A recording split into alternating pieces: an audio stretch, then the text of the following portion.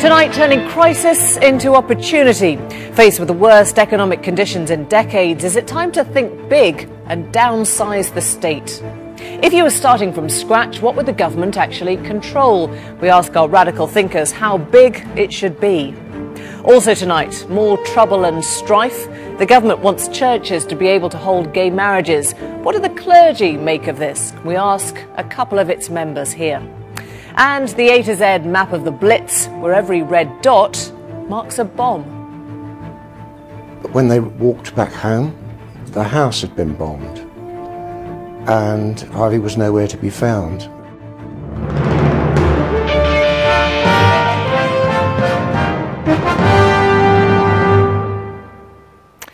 Good evening. You never want a serious crisis to go to waste, Obama's former right-hand man, Rahm Emanuel, memorably claimed. Tonight, faced with one of the bleakest economic outlooks the country's ever faced, we ask what it would take to make a clean start out of the crisis. We enter territory we rarely touch, the realms of what if. What if you could start again, redesign your state to take account of your straitened times? Would you roll back government to its core purpose? And if so, what would that be? How would we define our welfare system? And what would we leave to the private sector? Our political correspondent David Grossman reports. Don't like the state we're in? Perhaps we should start again. Go back to something like a blank sheet of paper. After all, it's only 100 years or so ago that the British state was far smaller. As the historian A.J.P. Taylor noted, until August 1914, a sensible, law-abiding Englishman could pass through life and hardly notice the existence of the state beyond the post office and the policeman. He could live where he liked and as he liked. Broadly speaking, the state only acted to help those who could not help themselves. It left the adult citizen alone. So how did we get from there to all this? Well, the short answer is war. Taylor says the state established a grip over its citizens and never let go. In fact, that grip has got tighter. But given our tight fiscal times, is there a case for deciding what we really need the state to do and what we can perhaps do without? It's what management consultants call zero-based budgeting. Under the model that we've been pursuing basically since World War I, where the state starts providing private goods increasingly to the population, you have an obvious problem. You're going to run into a problem one day, which is that what's been given can't be taken away. Very difficult to say, oh, you must have free TV licenses when you're old, or free bus passes, or everybody must get free access to university. And then you try to take it away, and it's a big kerfuffle. Now, sometimes you can take it away a bit, maybe other things not. But this whole system is crazy. There's been plenty written about reducing the state to its core.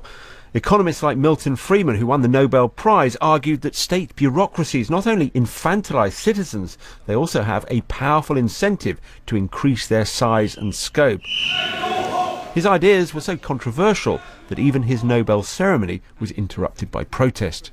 I believe that an essential element of putting Britain on a prosperous track for a long period of time is to get the government reduced in size and to get rid of government control over large areas of your economy. Friedman thought you could reduce the role of the state to a few core functions. Defence of the nation, so we need a military. Arbitration of disputes and enforcement of contracts, so we need a court service. And protecting the individual from crime against themselves and their property, so we need a police force. And that pretty much is it. Of course, that would mean the state withdrawing from areas like health and education, which for many, perhaps the majority, is, well, unthinkable. But remember, not that long ago, the majority thought the state was best placed to build cars and run airlines. And although health and education are vital, are they more vital than food? We don't have a national food service. And where state agencies do get involved with food, well, we get the Common Agricultural Policy, and the result, often criminal waste and more expensive food for the public. The classical liberal view is that the irreducible core of what the state should spend on is public goods. The classic example of a public good is street lighting. once streetlights are up, everybody can use them. They're non-excludable, as it's put. Now, the effect of this is that if people had to buy them privately, there'd be an undersupply of them, because I won't buy them because I think you'll buy them, and then I'll free ride on you, and you'll do the same. So what you have, you force people to buy them through taxation.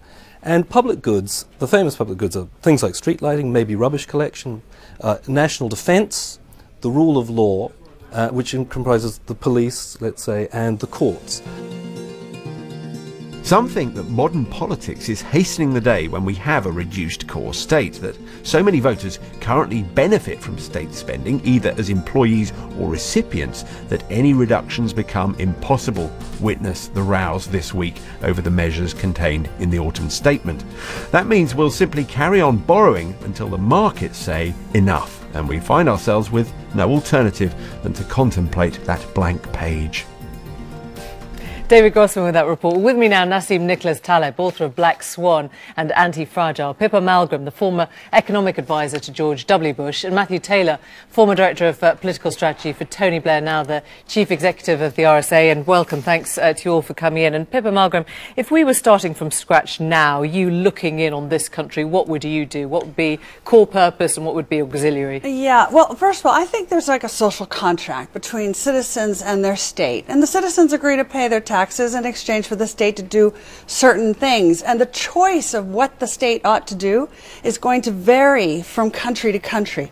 So the French answer as to where you draw the line between government and the private sector is different from the American answer, different from the British answer. Should it have anything to do with the economic straits that the country is in, or is that completely separate? No, it isn't. I mean, what the Soviet Union discovered is the state can indeed run out of money and cease to exist.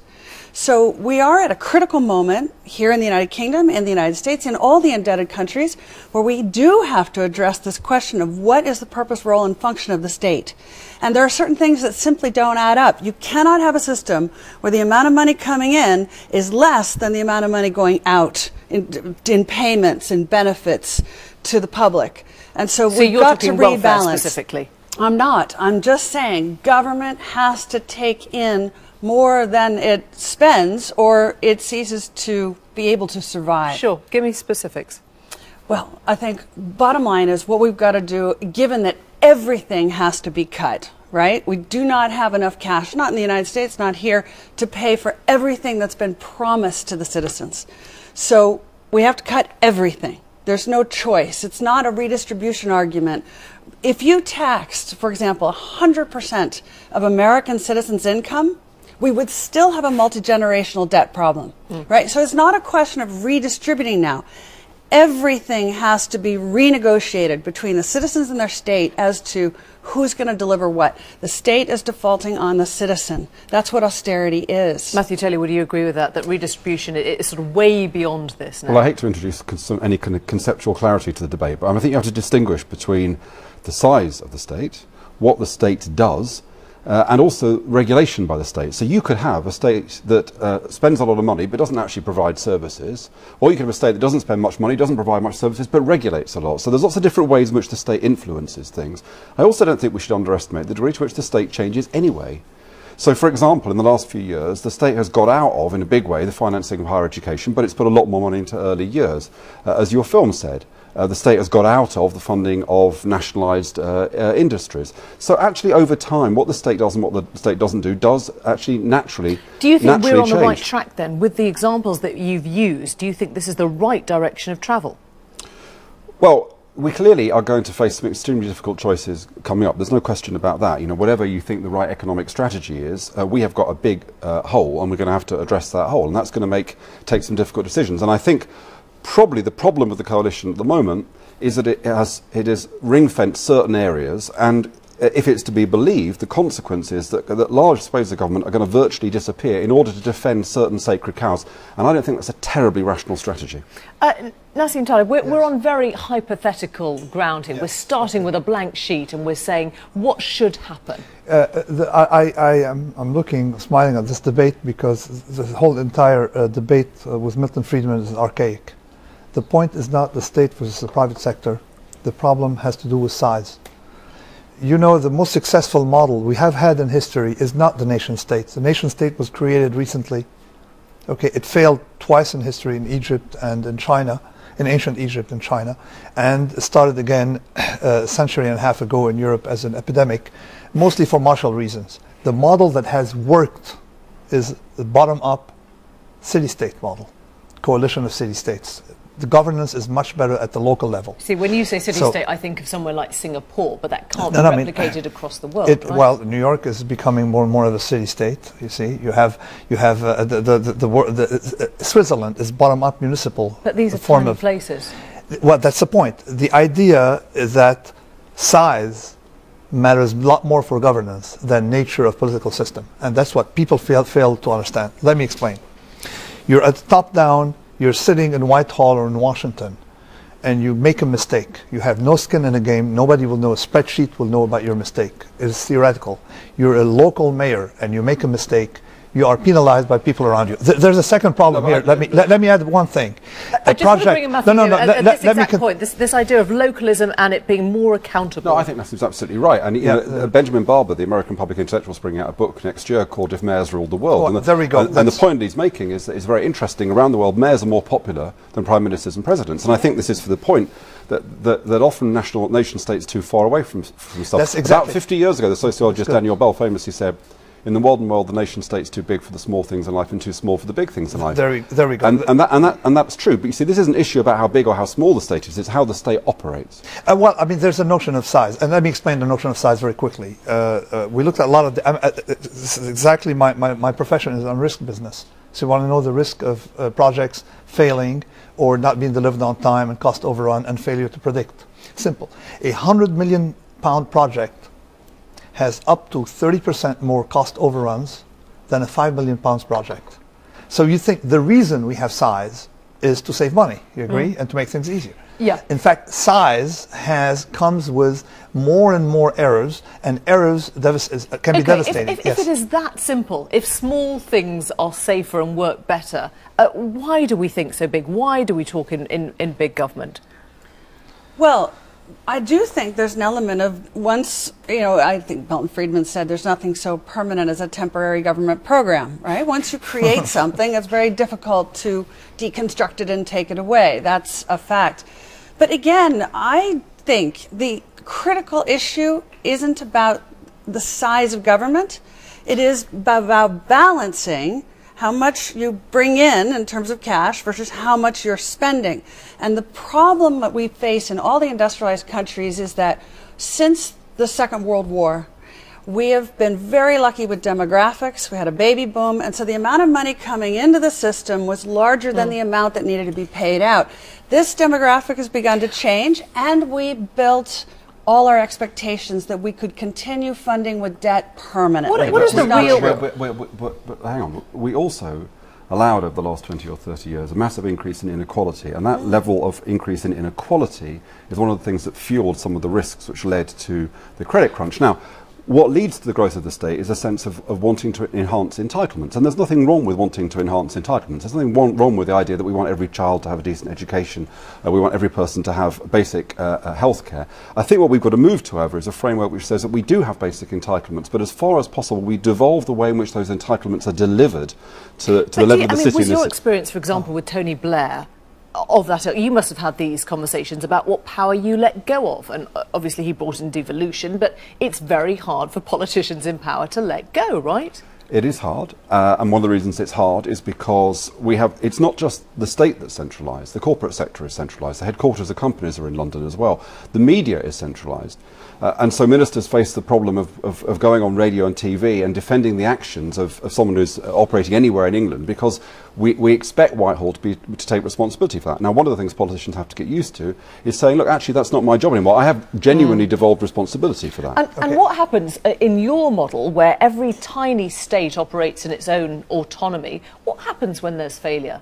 Well, the beauty of a model of bottom-up city-state collection. Cities do go bankrupt as well. Sorry? I mean, cities yeah, do go, they can go bankrupt. 20 years ago, we were talking about cities going bankrupt left, right, and centre. So. But the difference is that some cities will be successful and some will fail. But you see, can't. There'll be pressure and competition between them.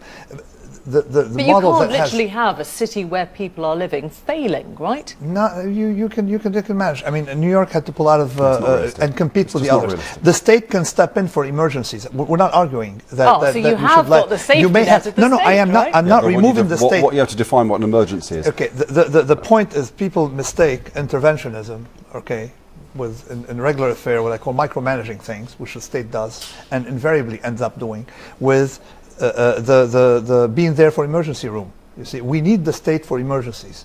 We need the state for things that cannot be done locally, for big failures, but we don't need the state to come and tell us how to increase happiness. But we need the state to decrease unhappiness. It's very different. There are non-linearities there. Again, it's so easy to get into the hypothetical realm. Let's go back to practical issues.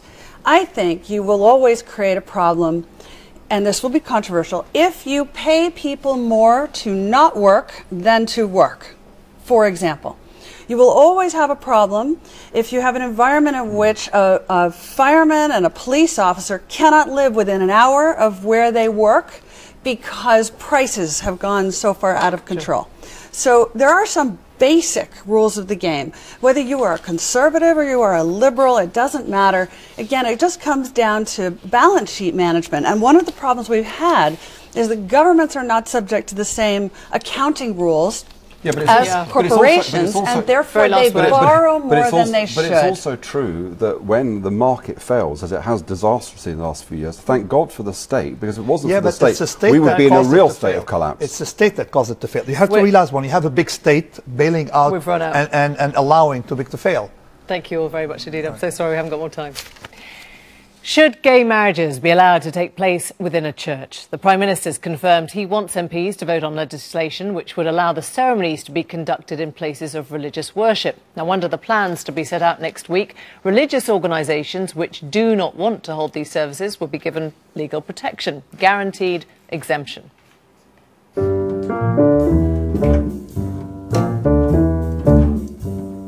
It's something that's brought the three main party leaders together, a vow to support the right for gay couples to get married. But there's significant opposition from the Tory backbenchers. Perhaps suspecting they're not all likely to honour and obey, David Cameron has promised them a free vote on the issue. I'm in favour of gay marriage because I'm a massive supporter of marriage and I don't want gay people to be excluded from a great institution. Key to the government's response to the consultation will be its proposal that churches and other religious institutions can marry gay couples if they wish, but with legal protection given to those who prefer to remain exempt. This is unlikely to end the trouble and strife. The consultation period has exposed very public divisions. The Church of England, itself reeling after its synod voted against women bishops, remains firmly opposed to gay weddings, arguing that they would lead to the dilution of marriage. The government hopes to publish a bill before Easter and to get new legislation applying to England and Wales through Parliament in early 2014. But that's assuming the Commons' other half, the Lords, doesn't block it, in which case the honeymoon may just have to wait. So does the proposed legislation go far enough or too far? With me is the Bishop of Buckingham, Dr. Alan Wilson, who's in favour of gay marriage, and Canon Dr. Chris Sugden, who's an Anglican mainstream, a group committed to the traditional biblical teaching on marriage. Chris Sugden, would you be happy to see gay marriages conducted in your church? No, because for two reasons. One, the concept of gay marriage is a contradiction in terms. It's not marriage, and it will change everybody's marriage if you degender marriage. Secondly, we're not particularly interested in protecting churches on this, because the fact of the matter is marriage is not just something for believers, marriage is for everybody. And so we're interested in the issue for the whole of the state. It's very interesting that following your recent piece on the size of the state, here we have a Conservative Prime Minister interfering in the religious beliefs, in fact the religious institutions of a society. This is extraordinary. Let me ask, would you be happy to see any service take place in any church?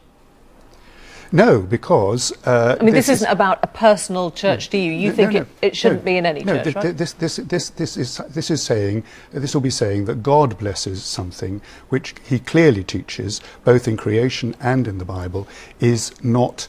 He does not bless. It is not right. So just to clarify, this would come from the top. This would come from the synod. I mean, you would say the Bible is the top, yes. But in sort of legislative terms, this would be something the Synod would oppose, right? Well, the House of Bishops of the Church of England, in response to the government's consultation, said that they could not support the concept of gay marriage. Bishop Allen, this won't happen then, will it? Well, I think marriage will be opened, as far as we can see, to gay people as well as straight people in Britain at some time in the next few years, maybe as early as 2015, but not maybe a in little churches, bit later. Right?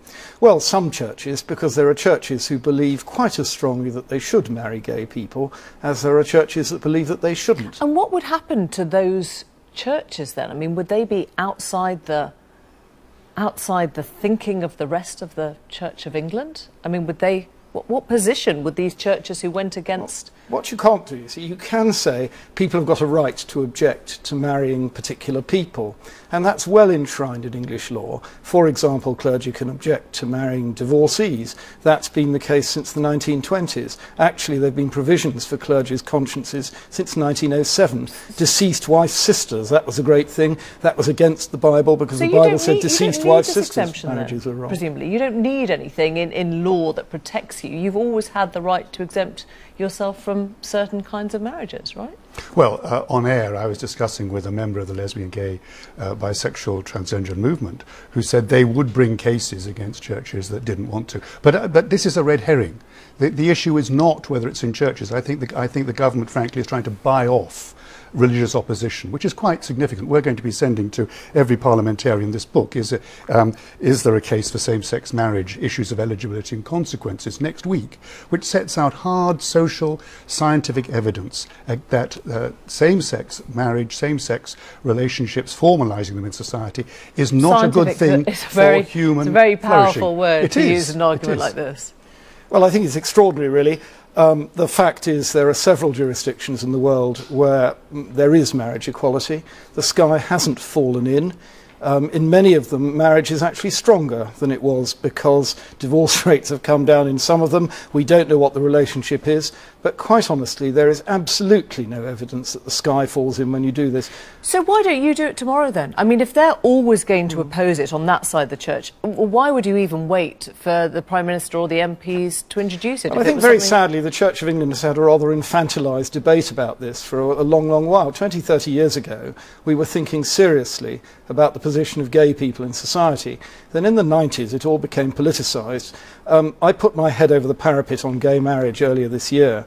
I've had 400 or 500 responses from different people, including many clergy of the Church of England. The fact is the overwhelming majority of them are in favour of marriage equality. That's simply the fact of it. It's about 1 in 10 weren't of the responses I got. But the interesting ones were people who said, we can't talk about it. What we need to do is talk about it. And by not having gay marriages in the Church of England for a while, that will give us space to work this one out properly and look behind the rather infantilised terms in which this has been talked about for the last 20 years. Do you worry that you are getting left behind, that you make yourself irrelevant if, as the Bishop has said, the vast majority of people have, if you like, moved on this issue? Well, the Church of England has never set its doctrine by public opinion poll or by popularity. But it has changed it. What has changed? Well, it has changed. For example, you know, whether it will marry people who've had sex before marriage, whether it will, you know, as the examples were given, brothers of dead brothers and all the rest of it. I mean, these things do move on. That is all within the concept of woman and man as the fundamental components of marriage. But woman why and man together. should that be a stronger definition than any of the other examples that well, you've had? the evidence is. The evidence is that for human flourishing, for providing children with the rights to have a mother and a father, for the best context for both children being reared and also for long term, real marriage ensures the future. The evidence is that if you want to have a lifelong committed same-sex relationship... But you don't mind marrying older people who might not ever procreate. Oh, let me finish the first point first. If you have that, then non-monogamous same-sex relationships are much more continuous than if they're monogamous, whereas it's different for marriage. You asked me another question, which was? Well, if it's about procreation, why don't you mind marrying older people who aren't going to have any children? Because two reasons.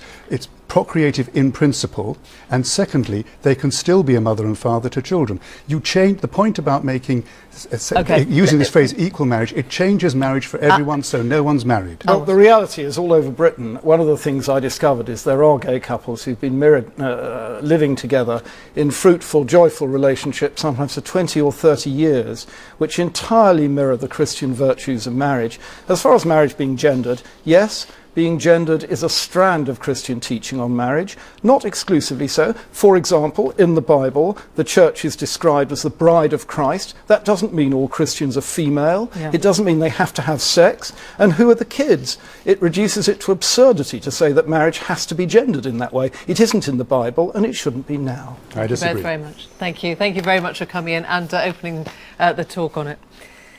It's called compellinglybombsite.org, an interactive map that recreates the pattern of German bombs during the 8 long months of the Blitz. The red symbols illustrate where each bomb fell and how the entire greater city was affected. The Blitz saw the most intensive bombing period by the Luftwaffe, which killed thousands and destroyed more than 1 million homes.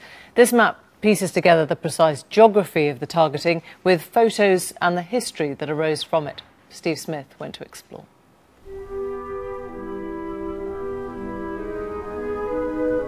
They accumulate and cluster, as though in an unwanted finding on a medical chart. In fact, this is the pathology of London during the Blitz, and each red dot represents a bomb site. Take a suburban street like Pember Road in Kensal Rise, in the northwest of the capital. The new website records that Nazi bombers struck here. The houses all look like this, except here, where number 24 used to be. Anyway, I have a couple of pictures here of Ivy. My cousin was left in the house at the age of 16, very responsible lady, and the parents, my uncle and aunt, went out probably to the Kilburn Empire, which they used to frequent, had a lovely evening, but when they walked back home, the house had been bombed and Ivy was nowhere to be found, but she was found some while later. The house had suffered pretty well a direct hit and she was blown to pieces. This is the sad thing, she was just at the age where she'd have young men taking an interest in, and it all just disappeared like that. Thick smoke hangs over the heart of Britain as a choking dawn reveals the terrors of the night. London has been wounded during the hours of darkness, but what colossal strength runs in her veins. Newsreel of the Blitz shows the terrible destruction amid London's landmarks, but the bomb site web pages reveal how far the firestorm raged. There's a lot of misconceptions about the Blitz. The main one, I think, was that it was mainly aimed at the East End of London, which of course was terribly badly hit. You had the docks there, it was a major economic infrastructural place, but it hit the western suburbs just as hard. There was something like 20,000 people killed, predominantly in the East End, yes, but also the leafier outer suburbs were hit just as hard as well, causing great devastation and of course terror. That was the whole purpose of the Blitz, as far as the Germans were concerned, to instill fear into that civilian population. Each red dot of a bomb site is a digital marker of something analogue and perishable, memory. We used to play in the bombed buildings, and I think back what we used to get up to, going across rafters and upstairs that had their bits missing. I do recall a house, and we must have passed there the day after it had been bombed, and it was a most extraordinary sight. There was a policeman standing outside, I recall, and debris in the road, and the whole of the front of the house had been blown off, and there was a bed hanging out into the road. The website will excavate wartime from the rubble of history for a new generation, or so some hope. A lot of young people are interested in the Second World War, partly of course because they do it as part of their key stage, programmes and things like that. And I think anything that shows people a little bit more, uncovers the archaeology of London or any other city, is very, very valuable.